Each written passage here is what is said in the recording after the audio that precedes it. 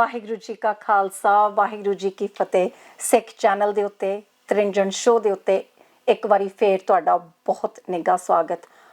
ਜਿਵੇਂ ਕਿ ਤੁਹਾਨੂੰ ਪਤਾ ਹੈ ਹਰ ਸੀਜ਼ਨ ਅਸੀਂ ਨਵੇਂ ਗੈਸਟ ਲੈ ਕੇ ਆਉਂਦੇ ਹਾਂ ਤੁਹਾਡੇ ਲਈ।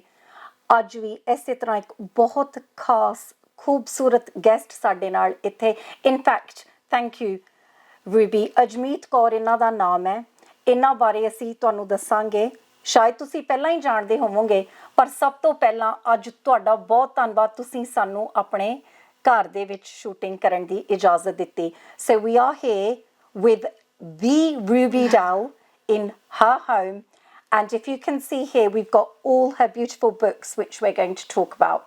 So I'm going to Ruby needs no introduction, but another name hai Ajmeet Kaur and the pen name is Ruby Doll. So she's an author, and I'm going to say you're a motivational speaker as well, because I've seen your Instagram. ਅੱਜ ਆਪਾਂ ਥੋੜਾ ਜਿਹਾ Ruby ਬਾਰੇ ਮੈਂ ਦੱਸਦਾ। ਇਹਨਾਂ ਦਾ ਜਨਮ ਅਫਗਾਨਿਸਤਾਨ ਦਾ ਹੈ। ਨਹੀਂ, ਮੈਂ actually I'm from India. I've been born in India. Oh yes, ਤੁਸੀਂ ਮੈਨੂੰ ਦੱਸਿਆ ਸੀਗਾ। I was born in India, yeah. India, but you for a short time, ਤੁਹਾਡਾ ਪਿਛੋਕੜ, ਤੁਹਾਡੇ your ancestors is all Afghanistan. Yeah, so my background, my lineage is all Afghanistan, but my family had a short stay in India. And that's when you were born. That's when I was born. Yeah, and then we moved to ਹਾਂਜੀ UK. So ਕਈ ਪੁਸ਼ਤਾਂ ਤੋਂ ਇਹਨਾਂ ਦੇ ਅਫਗਾਨਿਸਤਾਨ ਦੇ ਵਿੱਚ ਰਹਿੰਦੇ ਨੇ, and ਇਹਨਾਂ ਦੀ ਮਾਂ ਬੋਲੀ ਇਜ਼ ਹਿੰਦਕੋ। ਸੋ ਇਸ ਕਰਕੇ, ਪਰ ਤੁਸੀਂ ਪੰਜਾਬੀ ਵੀ ਬਹੁਤ ਸੋਹਣੀ ਬੋਲਦੇ ਹੋ Ruby. Yeah, thank you. I will try. ਨਹੀਂ, ਮੈਂ ਗੱਲ ਕੀਤੀ ਹੈ ਤੁਹਾਡੇ ਨਾਲ, and actually I can't tell, ਜੋ ਤੁਸੀਂ ਕਹਿੰਦੇ ਸੀ ਕਿ ਮੈਂ ਥੋੜਾ ਜਿਹਾ ਪੰਜਾਬੀ ਦੇ ਵਿੱਚ I get a bit stuck, but I didn't feel that. But we'll do the show in English and in Punjabi. So you are an author, Ruby. Yes. And how old are you? ਤੁਸੀਂ ਦੱਸੋ ਸਾਡੇ ਦਰਸ਼ਕਾਂ ਨੂੰ। I'm 29, yeah. 29, so young. Maybe I shouldn't have asked that question. I just didn't think before I asked it, but you're very young. And how long have you been writing? I have been writing, I would say, since I was 10 years old. Wow. Yeah, I've been writing stories, short stories, alternative chapter endings to books that I really love. Wow. Yeah, I've been writing for a really long time. Yeah, but this professionally, as a career, as a dream that I started this, it's been over 8 years. Wow. So you were young. 21. So 10 ਸਾਲ ਦੀ ਉਮਰ ਤੋਂ ਤੁਸੀਂ ਲਿਖਣਾ ਸ਼ੁਰੂ ਕਰ ਦਿੱਤਾ। ਤੁਸੀਂ ਕਹਿ ਰਹੇ ਹੋ ਕਿ ਜਿਹੜੀ ਕੋਈ ਕਿਤਾਬ ਪੜ੍ਹਦੇ ਸੀਗੇ, ਫਿਰ ਤੁਸੀਂ ਉਹਦਾ ਐਂਡ ਬਦਲ ਕੇ ਲਿਖਦੇ ਸੀ ਕਿ this book ended this way. ਤੁਹਾਡਾ ਪਿਆਰ ਕਿੱਥੋਂ ਪੈਦਾ ਹੋਇਆ ਕਿਤਾਬਾਂ ਦੇ ਵਿੱਚ? ਥੋੜਾ ਜਿਹਾ I'm so excited to be here with you, so I'm like really jumping ahead, but let's go back a bit. ਤੁਸੀਂ ਦੱਸਿਆ ਕਿ ਤੁਹਾਡਾ ਜਨਮ ਇੰਡੀਆ ਹੁੰਦਾ, and then because now we're in the UK, obviously ਤੁਸੀਂ ਇੱਥੇ ਹੋ ਤੇ ਤੁਹਾਡੀਆਂ ਸਾਰੀਆਂ ਕਿਤਾਬਾਂ ਜਿਹੜੀਆਂ ਪਬਲਿਸ਼ ਹੋਈਆਂ, they've all been published in the UK. You're a UK author, UK based. So how does this journey from India and in between Afghanistan, if that falls in, and how do we get to where we are now? Yeah, so my family originally, they're all from Afghanistan. So my dad, granddad, great granddad, you know, spanning back hundreds of years. Same from my mum's side as well. So they are Afghani Sikh. So what happened is in the late 1980s, when the Taliban's they took over, you know, there was a lot of unrest in Afghanistan for minorities. So specifically Hindus and Sikh minorities who were living there at the time really struggled to stay there. So they all migrated, you know, in 1990s. My family, after my dad was married, my brother was born, I was born, we then migrated to the UK. So slow down a bit for me. So you were, your parents migrated to India. And as newlyweds? No. So they were, I would say, my dad was like 18. So separately they migrated to India. They separately with their respective families. And then my parents got married in India. In Patiala, actually. Oh, wow.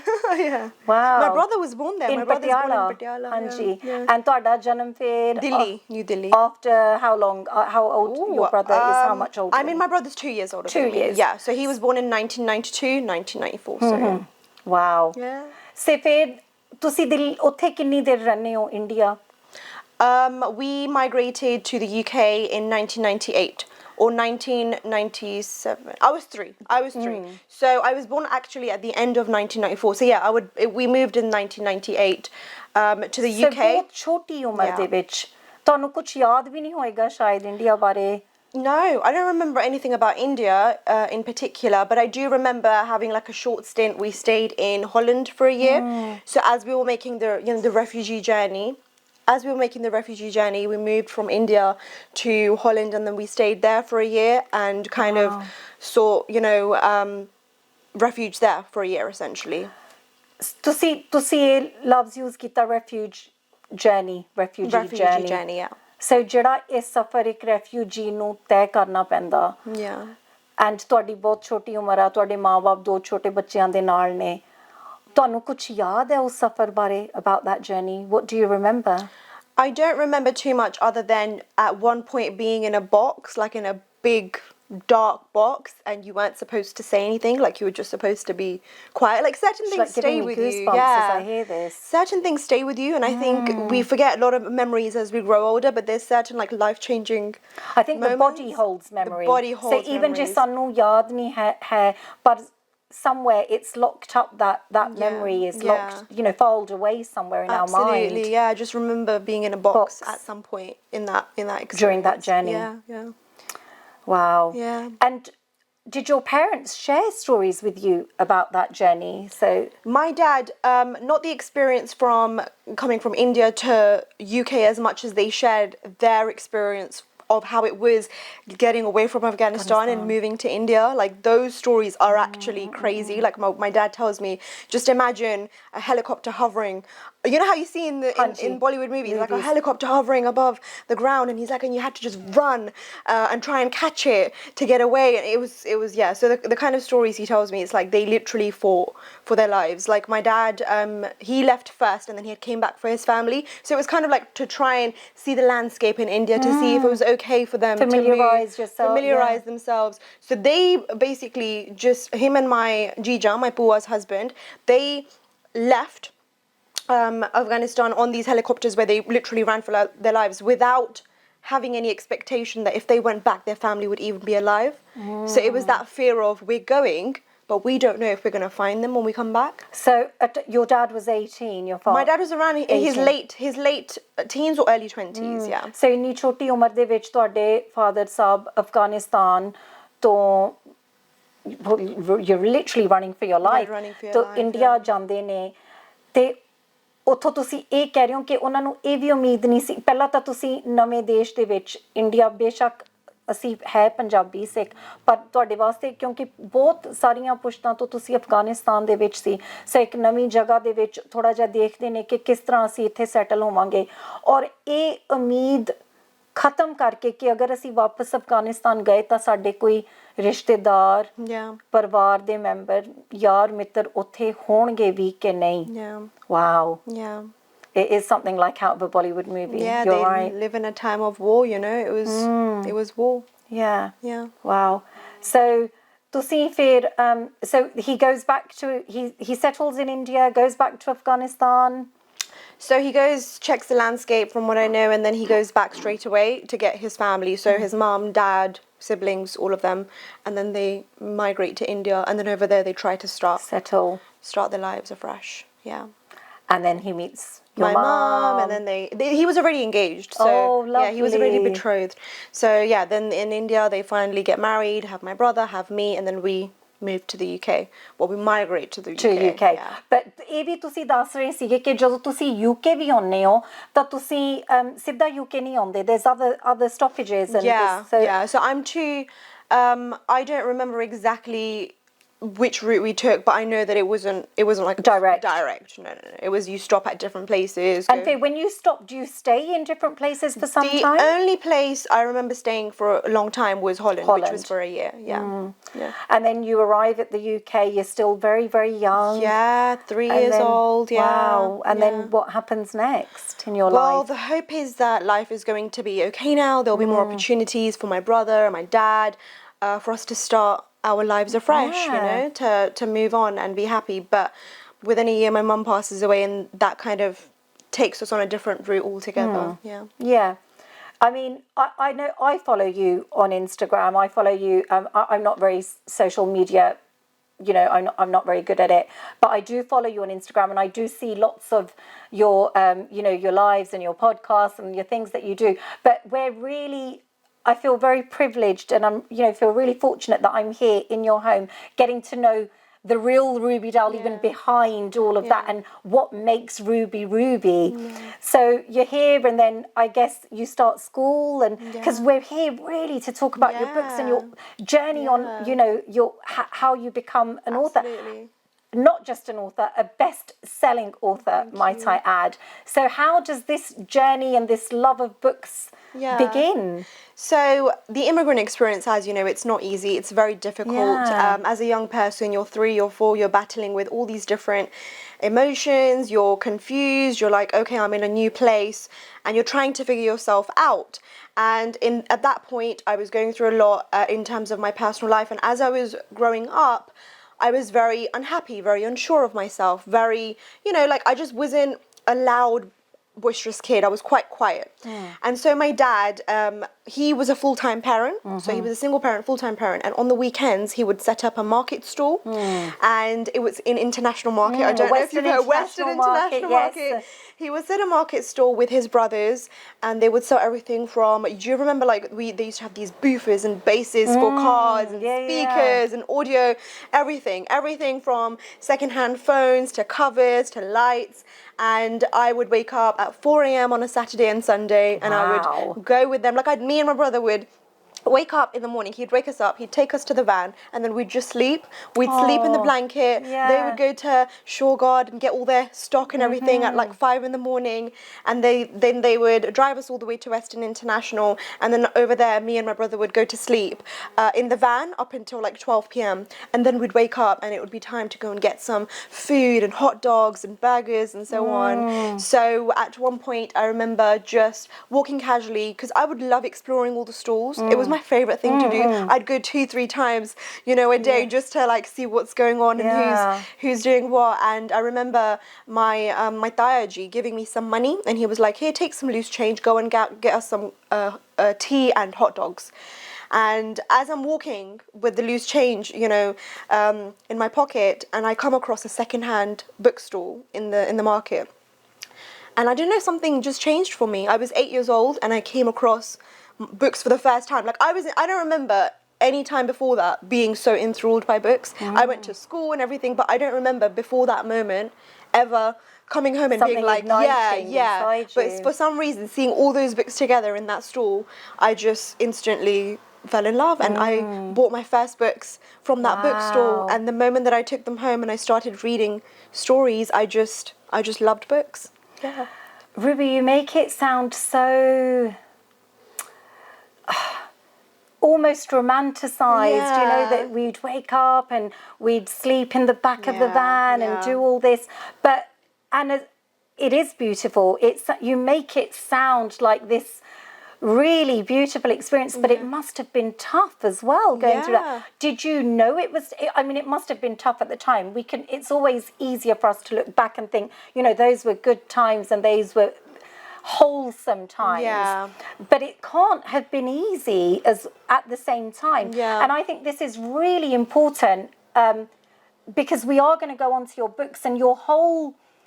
We'll talk about your books, but even if we look at the titles like My Hope for Tomorrow, A Handful of Stars, and obviously your most latest one, The Path to Self-Love, the reason I think it's really important is because all of this healing and all of this self-love doesn't come without some level of acceptance and not being, I had a really tough life. But, the way you describe it is like, it was like, adventurous and beautiful. And do you think that it's really important to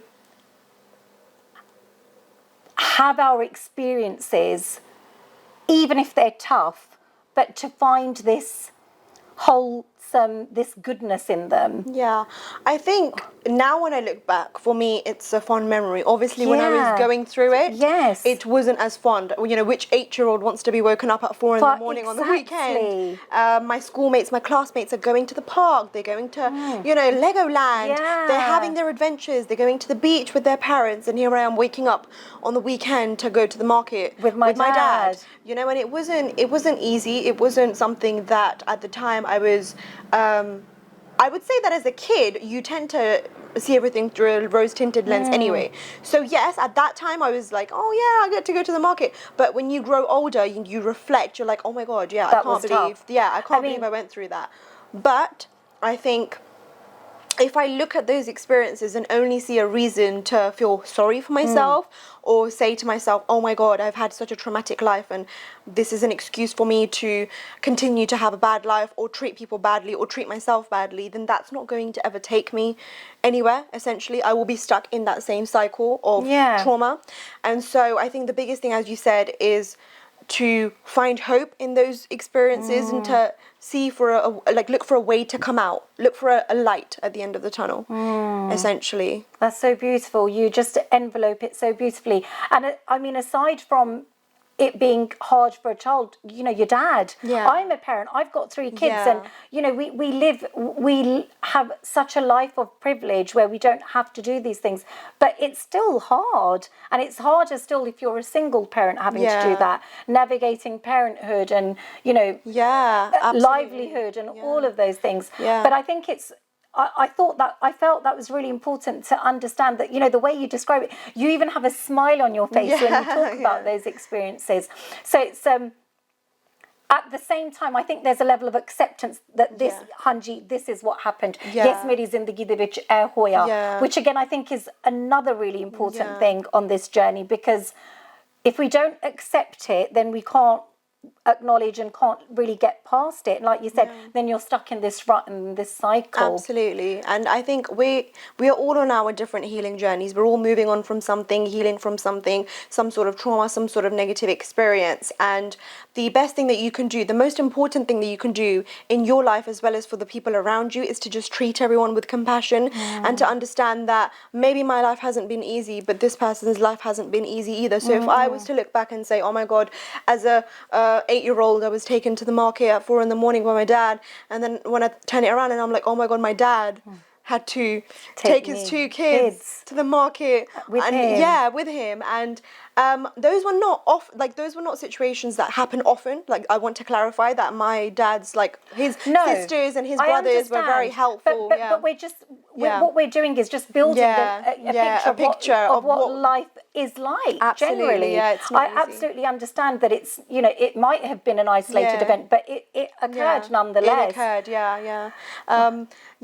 it was for me, when I look back on those days, like when my dad would ask me, do you want to go to the market with me or do you want to go to your bua's house? And I'd be like, I would like to go to the I actually would tell him, I'd be like, I want to go, like, with you, essentially. So you talk about it fondly, and you talk about your first experience of seeing so many books, and with this loose change that your Tayaji has given you, you buy yourself a book. Not with that change, because I had to get them. You had to get them the tea and the hot dogs. But no, I went back and I told my dad, I was like, okay, I want to go buy some books.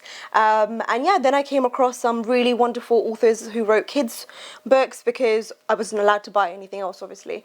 And that's when my love for books began. That's when I started to truly dive into the world of fiction and storytelling, and that's when I fully, like, I found a way to heal from, like, everything that I was going through. I would start picking up books every evening, every day, and escaping into the stories of people whose lives were nowhere like mine. Wow. I'm just so mind blown. I mean, we've talked, there's so much, you know, even though we've talked for a short period of time, but there's so much encapsulated in what we've spoken about. You said something just a few minutes ago, which I found really interesting. You said that we're all healing from our own traumas. So have compassion. Do you believe that some of our traumas aren't just from this life? It's not a trick question. It really is. To be honest with you, I do believe in karam. I do believe in kismet. We do say, like, when we see someone suffering, and we feel sorry for them, and that's just in daily conversation. We see someone suffering, like, oh my God, we don't know kis janam de paap they're paying for in this janam. Yeah. And I think the same way that when I was growing up and I went through certain things as a kid, people would look at me and they'd be like, oh, we feel bad for you. We don't know what you're paying for in your previous life. And I do believe there's a level of truth to that. But I also believe that a lot of our karam in our same life, we do get them back as well. Yeah, but also if karam is to be viewed as a debt, because you've just said that some people will say, oh, God knows, kede janam de karam karma da asi de rahe hain. So if we view karam as that, which what we hear so often as a debt, then there has to come a time when that debt is cleared, right? You can't keep paying for the same debt. So how do we break this cycle of karam, which is really essentially what healing is? You're breaking a cycle. I would say that you try to be as good and do as good as you can in the life that you've been given, because you don't know what your future lives are going to be like. You don't know what your past life was like. And so the only way to break the cycle is to just in this life be a good person. And try your best. Accept fully. You know what? It's just reminded me of a story, and I'm just going to share it very quickly. It's about a farmer, and he's got a son, and they have a horse, and his horse runs away. I'm going to tell it in Punjabi. Oda ਘੋੜਾ ਭੱਜ ਜਾਂਦਾ. And ਸਾਰੇ ਪਿੰਡ ਵਾਲੇ ਇਕੱਠੇ ਹੋ ਕੇ ਉਹਦੇ ਨਾਲ ਅਫਸੋਸ ਕਰਨ ਆਉਂਦੇ ਆ. They say, oh, ਤੇਰੇ ਨਾਲ ਬਹੁਤ ਮਾੜਾ ਹੋਇਆ. Oh, it's so terrible. ਤੇਰਾ ਘੋੜਾ ਭੱਜ ਗਿਆ. And the farmer says, maybe good, maybe bad. Maybe changa hoya, maybe mada hoya. He doesn't label it. Then a few days later, the horse comes back with another horse. Ek koda leke hor aunda. And sare pind wale fir ikkathe hunde ne. And they say, oh, you're so lucky. Kinna changa hoya. Hun tere kole do kode ho gaye. And he says, maybe good, maybe bad. And then while his son is trying to tame this horse, he falls off, hurts his back, ਮੰਜੇ ਤੇ ਪੈ ਜਾਂਦਾ. ਪਿੰਡ ਵਾਲੇ ਫੇਰ ਅਫਸੋਸ ਕਰਨ ਆਉਂਦੇ ਆ, ਤੇਰੇ ਨਾਲ ਕਿੰਨਾ ਮਾੜਾ ਹੋਇਆ, ਤੇਰਾ ਤਾਂ ਮੁੰਡਾ ਮੰਜੇ ਤੇ ਪੈ ਗਿਆ. ਥੋੜੇ ਦਿਨਾਂ ਬਾਅਦ they come, calling all the young men, ਜਵਾਨ ਬੁਲਾਉਂਦੇ to service. And his son can't go because his son's ਮੰਜੇ ਤੇ ਪਿਆ from his back injury. And ਪਿੰਡ ਵਾਲੇ ਫੇਰ say, because all their sons have gone, ਕਿੰਨਾ ਚੰਗਾ ਹੋਇਆ, ਤੇਰਾ ਤਾਂ ਮੁੰਡਾ ਮੰਜੇ ਤੇ ਪਿਆ. And the farmer still says, maybe good, maybe bad. So the circumstances that we have in our life, we assign the label to them. And I think you're just such an example of that. Jimme tusi dasya ke this whole journey, and you tell it with a glow on your face and with a smile. And it's like, it's not good or bad, it just is. Ke hanji, this is what happened in my life, and I'm not going to be a victim to it. Absolutely. Because that weakens you, and you don't want to victimize yourself. You want to be empowered. Empower yourself, and also be in power of your life as well. And I think through that you empower other people. I feel empowered just sitting here in your company. So you're empowering me. Oh my guru. So I've talked more than you've talked. But we're gonna be back here next week, 762. So ਤੁਸੀਂ ਦੇਖਣਾ ਨਾ ਭੁੱਲਣਾ ਹਰ ਸੋਮਵਾਰ ਸ਼ਾਮੀ ਤ੍ਰਿੰਜਨ show ਸਿੱਖ channel ਦੇ ਉੱਤੇ sky 762. And ਆਪਾਂ ਫੇਰ ਮਿਲਾਂਗੇ ਰੂਬੀ ਦੇ ਨਾਲ, ਹੋਰ ਬਹੁਤ ਸਾਰੀਆਂ ਗੱਲਾਂ ਕਰਾਂਗੇ. ਦੇਖਦੇ ਰਹਿਣਾ. ਵਾਹਿਗੁਰੂ ਜੀ ਕਾ ਖਾਲਸਾ, ਵਾਹਿਗੁਰੂ ਜੀ ਕੀ ਫਤਿਹ.